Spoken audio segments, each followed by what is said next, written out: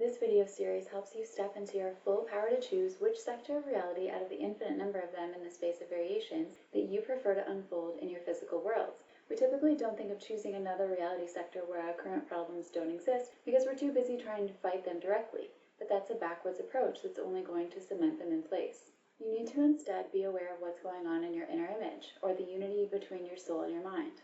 If the content of your inner image contains any lower frequency energies which you are resisting instead of allowing, and you sustain that resistance without doing anything about it, then an excess potential will form which will turn into a series of obstacles. The other trap that a lot of people get caught in is allowing societal pendulums to trigger a negative inner state, which will also interfere with their positive inner image. The space of variations, excess potentials, and pendulums are all terms from reality transurfing, which is sacred knowledge channeled by Vadim Zalan that describes how to navigate these metaphysical possibilities using our inner image. Of course, what transurfing cannot do for you is to help you decide which reality sectors would fulfill your unique soul, and for that you need the natal chart, which contains your soul's messages laid out in a way that the conscious mind can get on board and form inner unity with the soul over a specific goal that you now know to be something your soul came here to experience. We're going to narrow our focus to how to recognize pendulums in this video because they're the mechanism behind people acting in accordance with the hive mind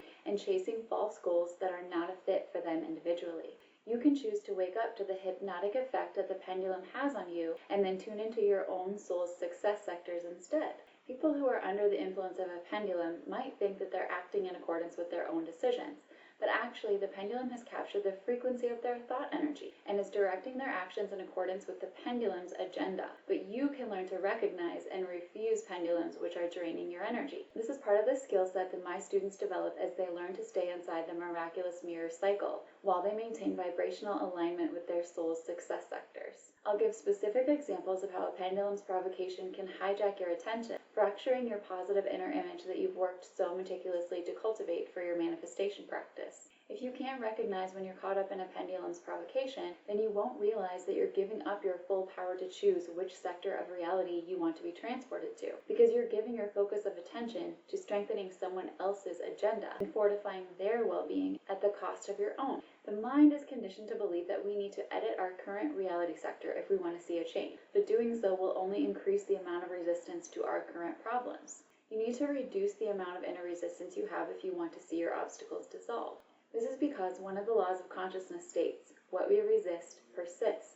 I can pinpoint exactly where in the chart my students have created too much inner resistance, and the effect is that the particular aspect or planet in the chart will express itself on a lower level of consciousness, which is not what you want, and this is why I recommend approaching your natal chart in terms of climbing up the scale of consciousness for every area of life, represented by the 12 houses in the chart, and the planetary and asteroid archetypes are like the actors who are playing out your psychological, mental, physical, emotional, and spiritual patterns. I'm referring to the scale of consciousness, which quantifies the levels of human emotion using kinesiologic muscle testing across thousands of subjects by Dr. David R. Hawkins. It's a quantifiable, visual way of tracking what frequency is dominant for you in a certain area of life. I use it in my practice because it gives me a way of systematically identifying those hidden stuck points where an astrological aspect has been causing discomfort or destructiveness, again due to an excess potential which is preventing the person from experiencing positive emotion consistently, so that my client can systematically climb the scale of consciousness and experience the higher levels of love,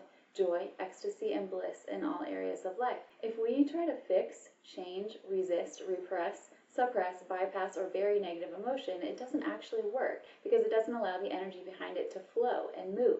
Anything except for acceptance and surrender will only cement that negative energy in place because what we resist persists. Every level in the scale of consciousness is assigned a numerical value based on its relative destructiveness in the case of negative emotion or its relative constructiveness in the case of positive emotion. When you stop trying to resist the negative emotion and instead accept and then surrender the energy behind it, the universe automatically replaces that level of consciousness with a higher one inside of your inner image. That is how you climb the scale, but you notice that when you do this process, it can't happen all at once, and a lot of this emotion might actually be unconscious to you, because information that your soul is carrying on the karmic level is beneath the level of thought, beneath the level of emotion, and even beneath the level of energy. Your energetic patterns arise from the karmic level, and this is why your chart allows you to get to the root of everything in your life, since the activity from the other levels arise from the karmic level. The karmic impressions will remain in your inner image until you dissolve the excess potential that was keeping them stuck to you like glue. Going into the chart, working with archetypes and aspects, you need to check whether each one is expressing from a lower level of consciousness or a higher one. That is what the astrological transurfing method is all about. It's a way of systematically dissolving excess potentials, which are the energetic cause of the obstacles in your life. When you accept the negative emotion without trying to change it, your non-resistance allows it to shift to the next higher level.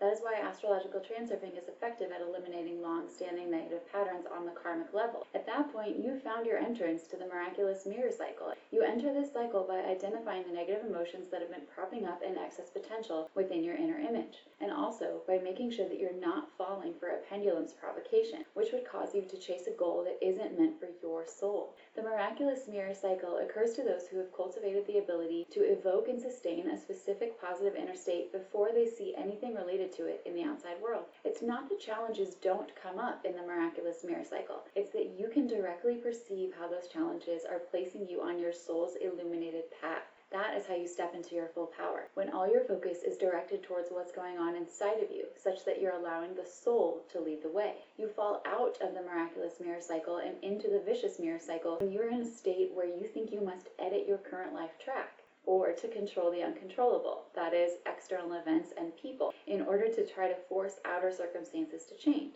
When they don't, your inner image gets clogged with the undesirable energies of frustration, scarcity, bitterness, grief, anger, jealousy, shame, and guilt, and this is how you prolong your own suffering. Part of being in the vicious mirror cycle is being totally unaware of pendulums and how to deal with them. You can't just rely on your physical eyes to let you know when a pendulum is around, because pendulums are made up of thought energy, which is invisible. When a group of people begin thinking in the same direction, that resonance forms an even stronger energy current, and then that forms into a pendulum. Reality transurfing refers to the people who resonate at the same frequency of a pendulum as its adherents, and the more adherents a pendulum has, the stronger it can swing. Here's the subtle nuance I need you to be aware of. You become an adherent to a pendulum simply by giving it your focus of attention, whether you hate it or you love it. That means you resonate at the same frequency of the pendulum whether you are for or against the pendulum. The only way to exit the pendulum entirely is to become inwardly indifferent to it. The tricky thing about pendulums is that people are unaware that they've fallen asleep to their own agency and are only free to make independent decisions as long as they do not contradict the laws of that particular pendulum. For example, let's use a corporate organization that you work for. You and your coworkers, plus the leadership and even your customers, would all be considered adherents of this particular pendulum, because all of you are giving your focus of attention and your life energy to the pendulum in some way.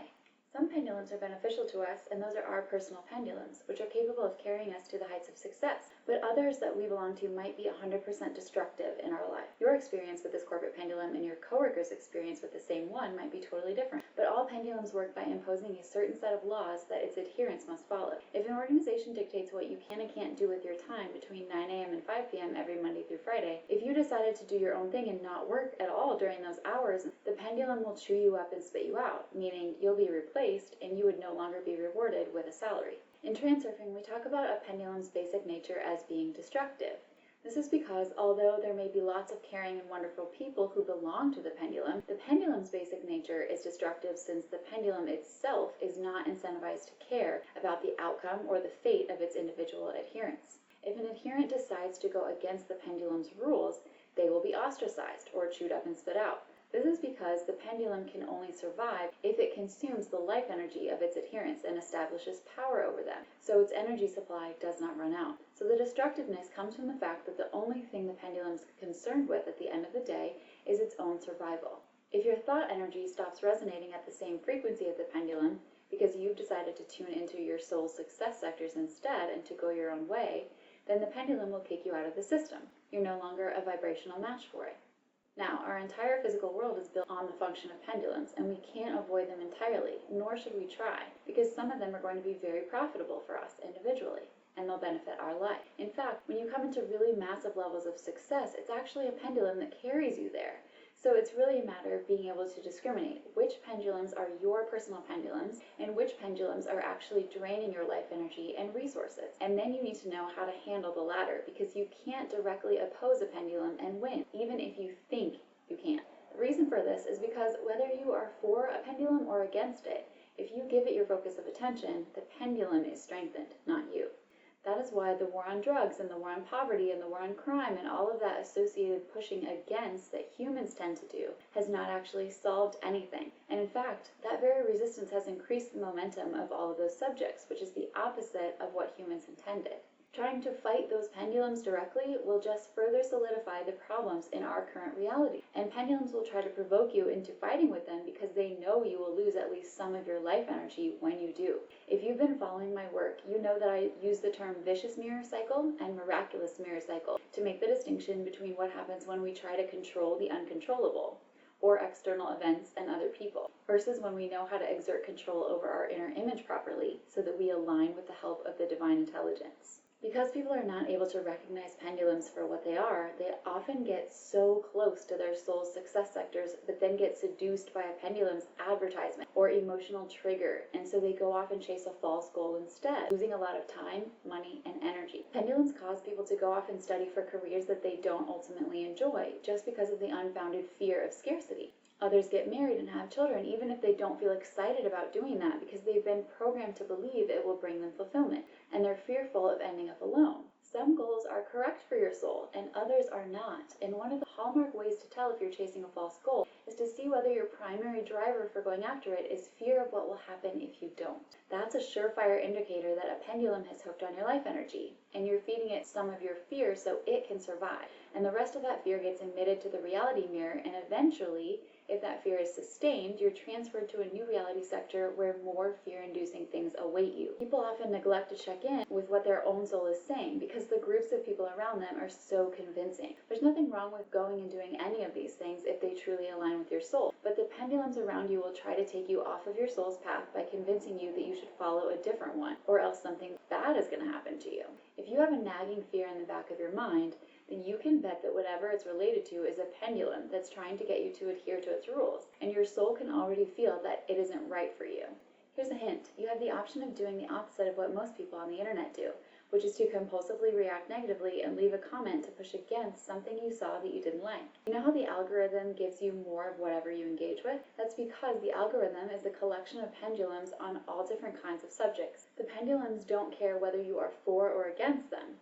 You will strengthen a subject you don't like for your reality sector if you leave a comment against it, and that's because what you resist persists. So the reason that one individual cannot fight a pendulum directly and win is because that oppositional stance he takes will only give the pendulum more power over him. If, however, he's able to withdraw his attention, then place his focus on aligning his own inner image with his soul's success sectors, then those pendulums will cease to exist in his layer of reality. This is because he is empty of any resistance that the pendulum could hook onto in his inner image. If all of a pendulum's adherents suddenly withdrew their attention at the same time, then that pendulum would dissolve into nothingness instantly. This is truly powerful knowledge. It can be tricky to withdraw your attention when you face a pendulum that's a really sore spot for you. So I have a little catchphrase I want you to remember when you get upset at something in your outer worlds. When you catch yourself having a knee-jerk negative reaction, I want you to train yourself to immediately remember that it's a pendulum trying to harvest your energy. And then say to yourself, nope, I'm just going to go align with mine. What does align with mine mean? It means you're going to align your inner image with your soul's success sectors. It's the opposite of the state of negativity that the pendulum is trying to get you to fill your inner image with, which most of the time has to do with some story about how you'll suffer or you'll miss out unless you join the pendulum like all these other people did. You first have to accept that your soul's success sectors do in fact exist in the infinite space of variations, and then you have to be able to see through the narrative of fear that the pendulum is trying to sell you. Think in terms of incentives. If someone tells you that if you don't sign up for their program, you'll fall way behind in business, do you believe it or not? If you have a lot of fear in your inner image regarding your business, you might actually buy into that fear-based narrative. If the fear is stronger than your knowledge of pendulums and your ability to deal with them, then you're going to get sucked in. But my students don't get sucked in as long as they pay attention and practice. And that's what you're going to do with me right now, so that nothing can knock you off your center any longer. We're starting with Mars opposite Uranus. It's useful to know that when an opposition in our natal chart is unconscious, we tend to project what's actually an inner conflict onto the outside world and perceive it as the other person's problem. Uranus is a planet that prioritizes freedom of expression, independence, originality, and we know Mars is the expression of our will in the world and how we go about getting what we want. With this opposition being unconscious, we perceive that other people and events are placing restrictions on our ability to live life in the way that we see fit. For example, let's say that we feel the expression of our personal will, Mars, which shows our originality and uniqueness, Uranus, always ends up feeling limited by significant romantic relationships. You can't figure out why you tend to attract partners that have more traditional, conservative values when you are more free-spirited, open, and spontaneous, with a flair for adventure and excitement. It's very frustrating to you that every time you try to express yourself, your partner complains that you're too outlandish or childish, or that you're being unfair by not considering their needs. This makes you feel like any relationship will just rain on your parade, but of course that's only a relative truth. What's happening is that you're projecting the inner conflict of the Mars opposite Uranus onto the outside world, thinking that your job is to correct the way that your partner perceives you, when actually your job is to remember not to react negatively to the pendulum that is acting through your significant relationships and trying to get you to feel frustrated, limited, and bitter so that it can harvest that negative energy. It takes years for people to realize that the conflict is internal, and it isn't until you go through a series of relationships that you realize it wasn't just any particular partner that was causing the issue. The pendulum is making you fall asleep to your own agency. That apparent limitation of freedom is a trigger for you, or a sore spot, because this pattern has been unconscious and seemingly out of your control. It's possible for this very pendulum to stop bothering you, but you have to withdraw your attention each time your partner tries to limit your freedom in some way by remembering that the conflict is actually stemming from the internal and not the outside world. Before you have a knee-jerk reaction where you become angry with your partner for what they say to you, just say to yourself, nope, I'm going to go align with mine. Then listen to your soul to imagine what the opposite feeling would feel like in the positive direction. What does it feel like for people to respond positively when you take advantage of your unlimited inner freedom? Use that catchphrase to help you really feel into the fact that your full range of freedom is already yours, but it doesn't appear that way because you've been projecting the conflict onto the partner. If you consistently withdraw your attention from the pendulum in this way, then the Mars opposite Uranus will stop manifesting at a lower vibration where you're always getting negative feedback from others about your impulsive or rash or eccentric behavior. If you refuse to give your attention to those expressions of the pendulum, you'll find that you start to lean into the higher vibrational expression of this aspect, which is the embodiment of that electric, exciting energy, Uranus, that makes you shine brilliantly every time you express yourself and go after your passions in life, Mars. When you lean into the higher vibrational expression, now you're attracting other people who appreciate and resonate with that electric energy, who want to come along for the ride. Before, you weren't so disciplined with that knee-jerk internal negative reaction when someone tried to limit your freedom. And that had a huge opportunity cost because your inner image was tied up in that negativity, and you couldn't spend your focus of attention on what it would feel like enjoying relationships with other people who share your values. This is a good time to mention another insidious and pervasive piece of societal conditioning that we're all subjected to. This is the idea that when we see something in our outer world we don't like, we have to push our hardest to fight against it. This conditioning arises from pendulums because they don't care whether you are for or against them. Any life energy and attention that you spend on them will strengthen them. So it's very profitable for the pendulum when you try to push against it. Not just because of the immediate payoff, but because your inner image will match those reality sectors where you have to deal with more and more of those same kinds of annoying pendulums. Can you see why I'm saying the opportunity cost is so huge? Now you're in a situation where you're far away from your soul's success sectors because the pendulum has commandeered your attention and made you fall asleep to your own agency. You have to make sure that you're disciplined enough to simply acknowledge the pendulum and then go on your own way by telling yourself, nope, I'm going to go align with mine. In order to do that, you have to give up any dependence you have on outer validation. You have to just validate yourself and let that be enough, because that's all you really need in order to experience what your soul really wants to experience in this lifetime. Let's do another common example of a pendulum which is trying to get us to chase false goals that aren't actually ours, but which are being imposed on us by the outer world. For this example, we'll use the aspect Mercury opposite Saturn. Mercury governs how we both process and disseminate information. It shows how we think, speak, solve problems, and express ourselves. Since many things in life are up for negotiation, the state of Mercury in the chart will determine how well we can negotiate and get what we want. People that have a dignified Mercury are very good at wheeling and dealing. Now, that doesn't mean that people with Mercury and debility in the chart can't become very good at wheeling and dealing. And in fact, that is the purpose of debilitated planets. The adversity that they face in this incarnation will usually spur mastery in that very area where they've always felt so uncomfortable, as long as they don't give up. But it doesn't spur mastery automatically. You must know how to apply your intention and work with your personal reality mirror. That's why astrological knowledge alone doesn't automatically make you any good at editing your inner image and navigating the space of variations. We have to practice these transurfing principles to be able to transcend the karma we came in with in this lifetime. Moving on to Saturn, who represents our inner authority, our sense of agency, our ambition, the way we build structure, and how we organize our physical worlds. When Saturn expresses at a lower level of consciousness, he's critical, demeaning, demanding, short-sighted, and even cruel or emotionally withdrawn. When you have Mercury opposite Saturn, it can lead to a feeling of isolation due to a difficulty in expressing yourself, or a hard time advocating for yourself regarding the positions in life that you want to occupy and that really feel like they fit who you are. Again, when an opposition is unconscious, you tend to project it onto the outside world. So for this example, we will say that one of your parents consistently tries to pressure you to become a doctor or a lawyer when your dream is to become a musical artist. So there seems to be a disconnect between the way you want to express words and work with intellectual information and the way the outside world wants you to do it. Maybe you have a wonderful relationship with your parents besides that issue, and you're afraid that if you show them who you really are as a songwriter or musician and say, this is how I want to express myself, then they'll be disappointed, angry, and upset that you defied their wishes. If you do tell them, the parent may express their concern that you won't make it as an artist, and it isn't a practical, stable career decision, and they may even blame you for their own negative feelings, which are actually their responsibility. This feeling of isolation that results comes from the fact that you don't see that you're projecting your inner conflict onto the parent. And so there seems to be a tug-of-war between the way you want to express yourself and the way you feel you should express yourself. In making this conscious, we need to realize the conflict is not stemming from the parent.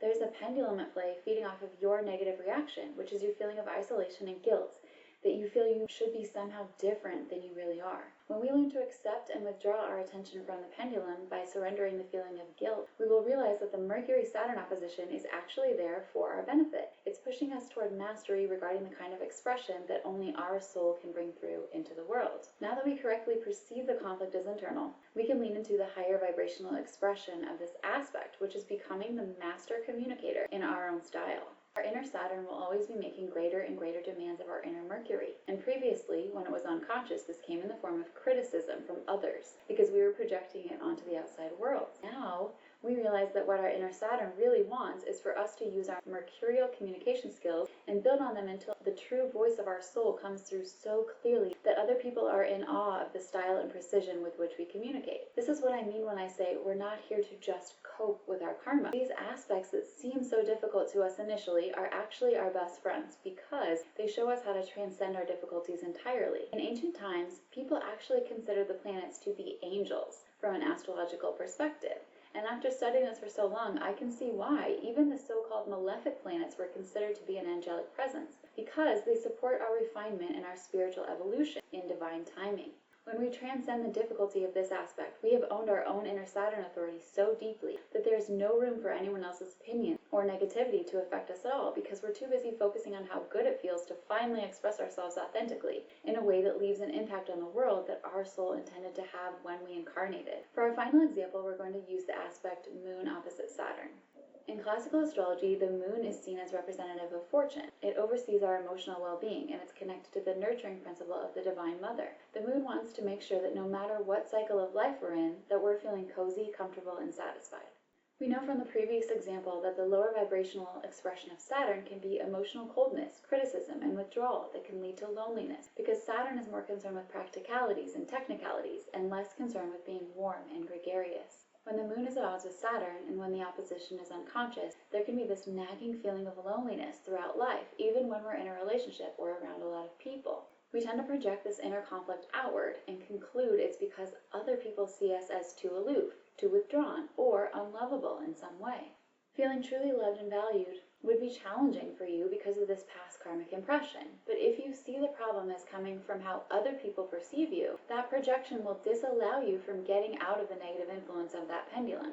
What this aspect makes you susceptible to is a feeling of sadness and grief and loneliness that you believe will never lift because it feels so heavy. Thus, pendulums can act to trigger that feeling of loneliness, where someone gives you the side eye after something you said, or people make plans without you, or your lover seems to like the attention of someone else better than you. If you don't recognize the pendulum that's feeding off of your grief, which is behind the surface events, then you won't have the opportunity to refuse the pendulum's provocations, and you'll automatically fall into the vicious mirror cycle, because your inner image will be full of that feeling of grief and loneliness. This transports you to yet another reality sector with a sequence of events that produce even more isolation for you than before. If you want to get out of the vicious mirror cycle and refuse the pendulum, then whenever your friends make plans without you, instead of having a knee-jerk reaction and beating yourself up for being so unlovable, just acknowledge that it's a pendulum and say to yourself, nope, I'm going to go align with mine. And you can do that via reaching out to a friend that you haven't seen in a long time and inviting them for coffee. Or you can do that by going to work on your book that you plan to share with others at a later date.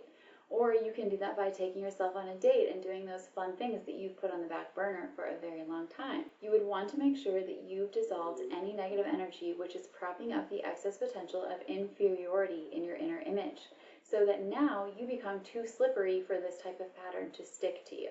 For those of you who want to become masters at aligning with your soul's fulfillment and stay inside the miraculous mirror cycle, check out my short digital guide, The Cosmic Flow Code. I want you to give yourself the gift of being able to recognize all the excess potentials in your inner image so that you have control over the vibrational reason why something is sticking to you. This will give you confidence in your ability to get back inside the miraculous mirror cycle if you were ever to fall out of it. I love you all, and remember, you're exactly where you need to be.